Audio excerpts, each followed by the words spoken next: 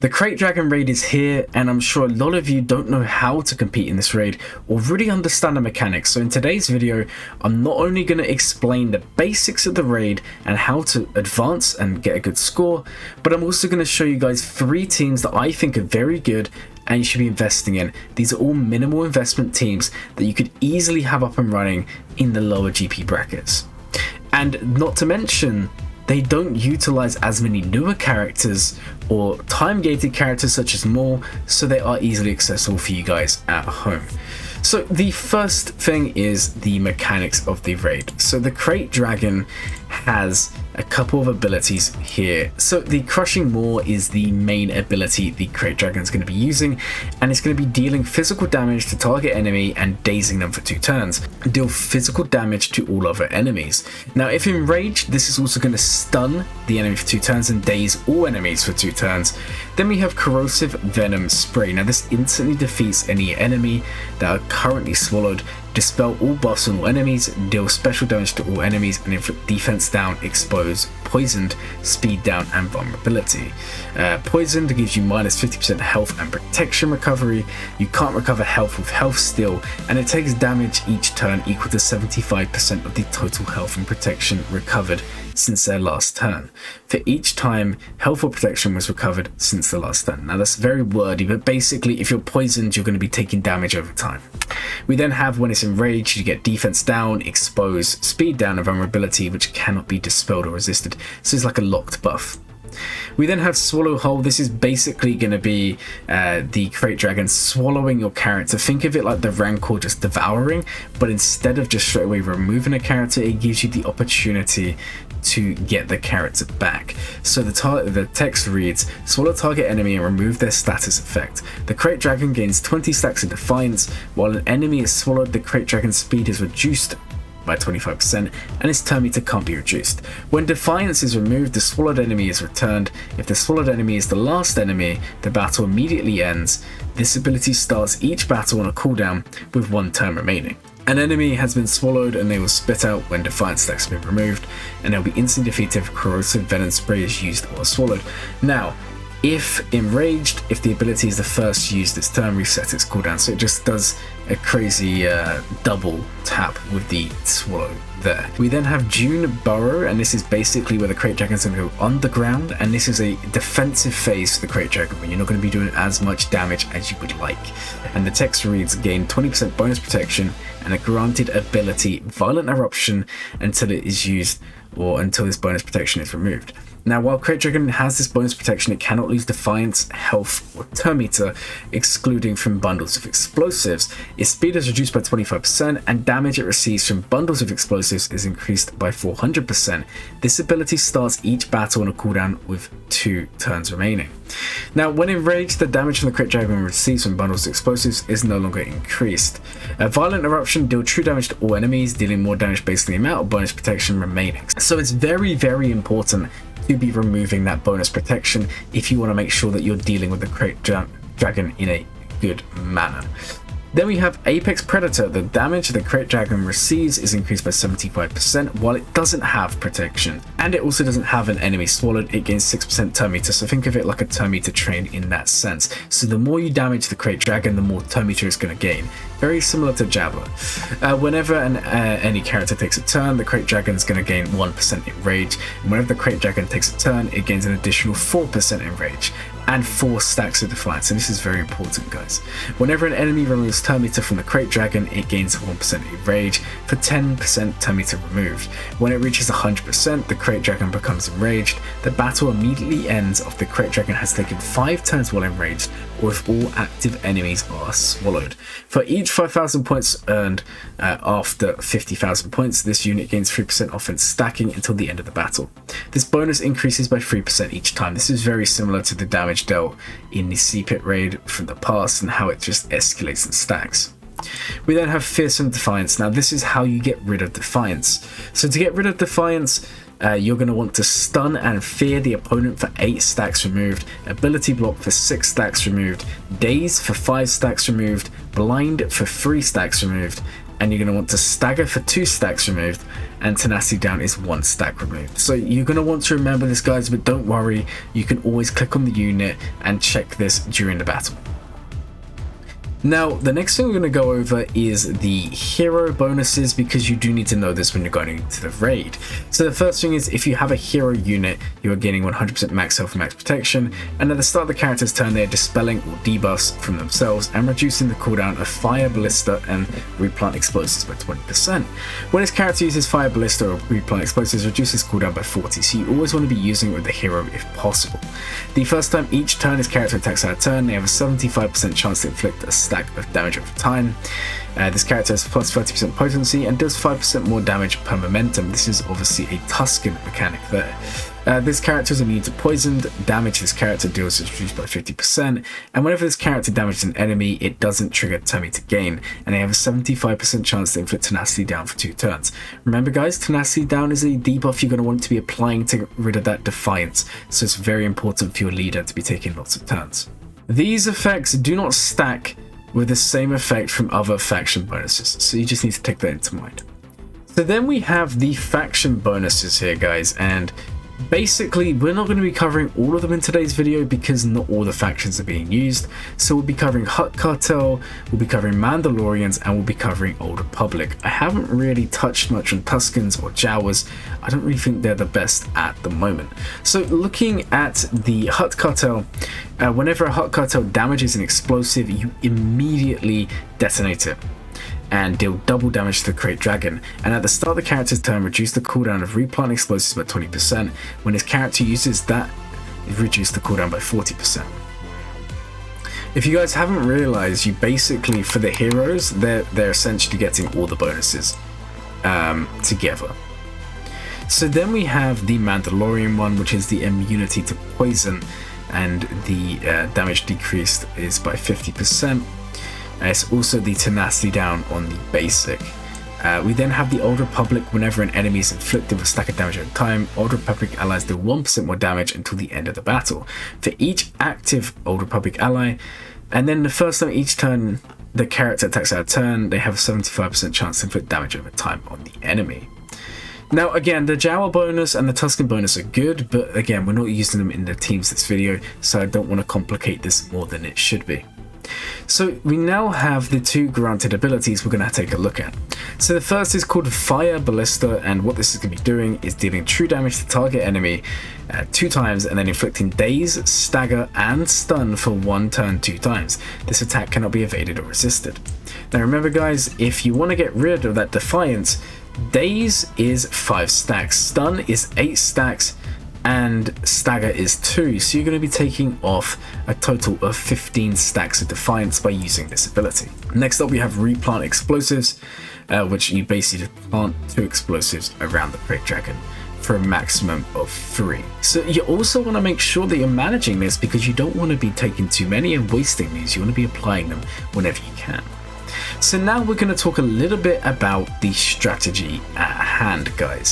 So the first thing is, when you go into the raid, the dragon is going to have a set mechanic. It's going to have a set way of playing. I've done the mission enough times now that I kind of understand how this works. So the first thing it's going to do is it's going to AoE you, and it's going to inflict you with acid. Now the acid is actually really hard to deal with, and some of you may start to panic, because when you have the acid on you, you're going to be dispelled all your buffs, and you're going to have defense down, exposed, poison, speed down, and vulnerability. Now you don't want to leave these on your characters, otherwise you're going to die very early on. But there's a little trick here, guys. If you destroy one of the explosives on the map, you automatically cleanse all your characters.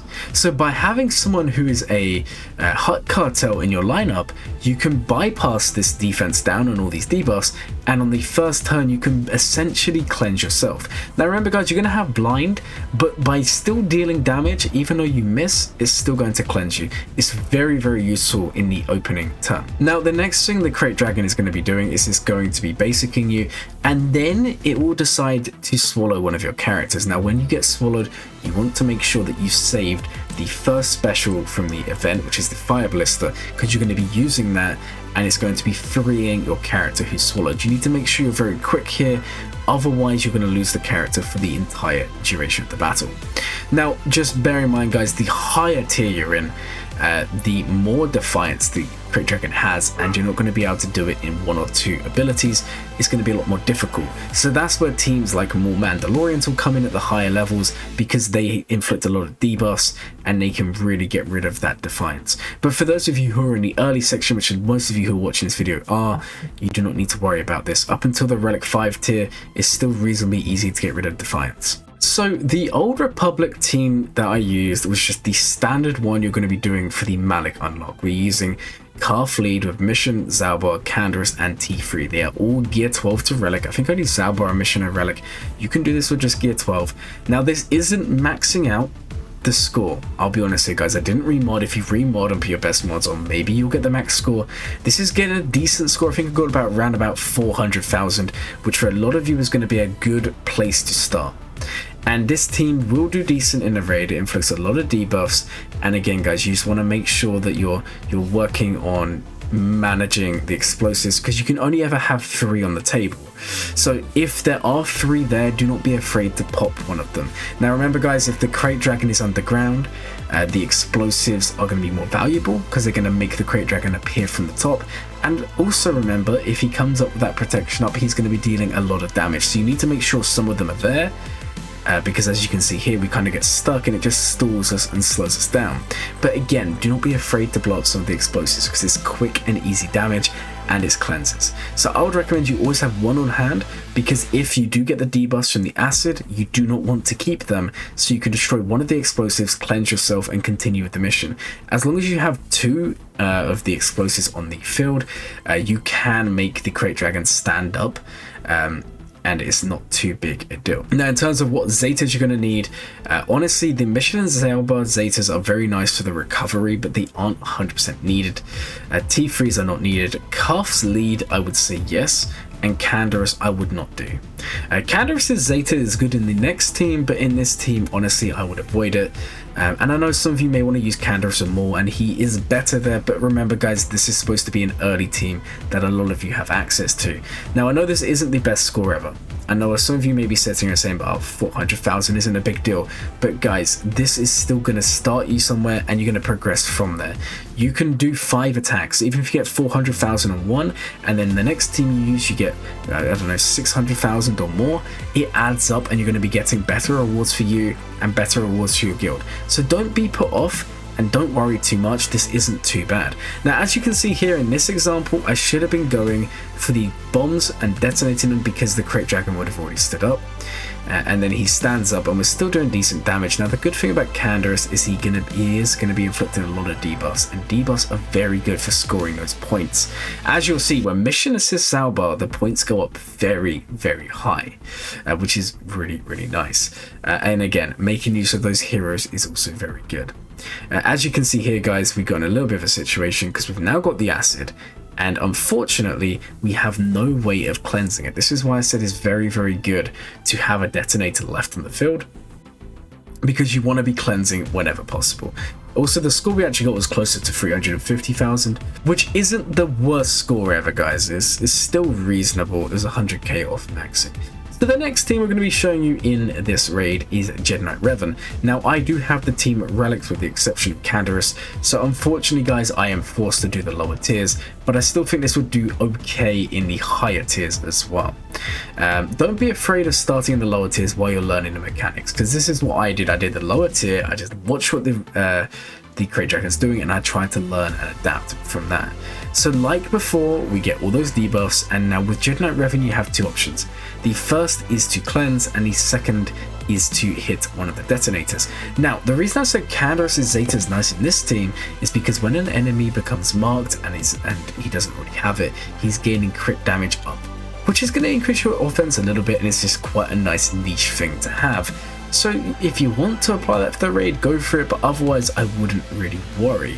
So the only problem with Jedi Knight Revan is he doesn't have that full team. If he had that Last Jedi, I feel like this team could do really well in the higher tiers. So this is a team that I found is better lower on, but I'm sure as the raid is around longer, we will find out more about what you can really do with Jedi Knight Revan. Jolie can also revive if someone dies naturally, but remember, if they are swallowed and the acid comes in, there is no revive there. The other thing is Bastila is very nice in this raid in general as a plug and play because she can stun, and remember guys, stuns are worth a lot on Defiance removal. Jahani also has a stun and she also has staggers, so again you're going to be removing those there, but just be aware guys, the Krayt Dragon's also going to be gaining tenacity up on regular occasions, and when this happens you're not going to be applying those staggers, those stuns, those dots, so you need to make sure you're paying attention and you're using Jedi Knight Revan's mark whenever available so that you can prevent the Krayt Dragon from gaining this tenacity up, because if you do that you're going to have a much better success. The only issue of running this team that I found is that when you mark down the Krayt Dragon, only Jedi Knight Revan can ignore the taunt. So you just need to bear that in mind and just remember that it's going to be a lot harder to deal with those explosives. However, you can get them down low through the use of AoEs and then just finish them off when you need them. Do you need that cleanse? Use one. Or do you want to make the Krayt Dragon stand up? Also use it. As you can see here, this actually maxed out this tier. It was one of the lower ones, but it was pretty easy, and I feel like it would do the same in the tiers above. Now the next team we're going to be running here is a more of a complex team, but it's one that a lot of you can aspire to have. It's going to be Beskar Mando, Boba Fett, Zalbar, Mission, and Skifgard Lando. Lando is the only high investment character here. The rest of them you're going to have through doing the Malak event or through doing Executor. And the nice thing about this team is it has the synergy of scoundrels under Beskar Mando lead, whilst taking advantage of the multiple bonuses the characters have for factions. So you have the dots from the Old Republic, you have the thermal detonator management from the Hutt Cartel, and then you have the poison resistance from the Mandalorians. It's very, very nice. Now you can choose to put in a Jango Fett, for example, instead of Skifgard Lando, but I like having that cleanse and that bonus turn from his Zeta ability. And what you're going to notice is that this team does a lot of damage. Like, this was almost maxing out the 900k for the Relic 3, it maxed out all the tiers below, and I'm sure if you had the team at Relic 5 with good mods, it would come close to maxing that one as well. And a lot of it is because of the synergy from the team. You got the turn meter removal, the turn meter gain, you have the offense gain from Beskar Mando, you have the insane usage of dots. Remember guys, dots and debuffs are worth a lot of points in this raid, so Beskar Mando is going to be giving you a lot of points, Mission's going to be giving you a lot of points. If the Krayt Dragon devours someone or swallows them, you're going to be able to get that character back a lot easier. One of the issues I found with a lot of teams, like for example Hutt Cartel Vat Jabba, is they don't have those debuffs in high enough quantity to get your character back. This team on the other hand, because Mission is always assisting, because Zalbar is always assisting, and you're gaining so much turn meter, you're going to be getting rid of that devoured very, very quick, because Mission's inflicting dazes on the basic. She also inflicts blind on the special. You just need to pay attention and make sure the Krayt Dragon doesn't have that tenacity up when you go through this though. But for the most part, this is a really, really nice and clean team. I was trying it a lot on the stream, and it honestly, the results show for themselves. And as you can see, very quickly you're going to be getting a very high score. And then just to make things better, you have the synergy between Boba Fett's rocket and the Old Republic applying all these dots, all these debuffs. Honestly guys, this team is really, really good. I like, when I tried this team, I was very, very impressed. And in terms of the characters, in terms of the requirements, you don't need more, you don't need Jabba, you don't need any good teams, and you're still going to be competing. So I'd say for those of you who are early game, maybe start with the first two teams in this video. They are a bit worse, I'm going to be honest guys, they are lower tier, but you can then work towards this team. And this team may be something you worth taking up to relics long term, but that's up to you to decide. Now unfortunately, the way this raid works is if you want to be getting the best rewards, you're going to want to be working and making sure that you have the best characters as the raid goes on. But for the purpose of this, you can easily do this with low gear and still do well. It's just up to you if you decide you want to relic more. I hope you guys enjoyed the video. I hope it was somewhat useful and it kind of helped you understand more about the Krayt Dragon raid. The raid is still new, so expect a lot of videos to come out over the next few days from me. My name is Glurmit, and as always, I hope you have a glurming day.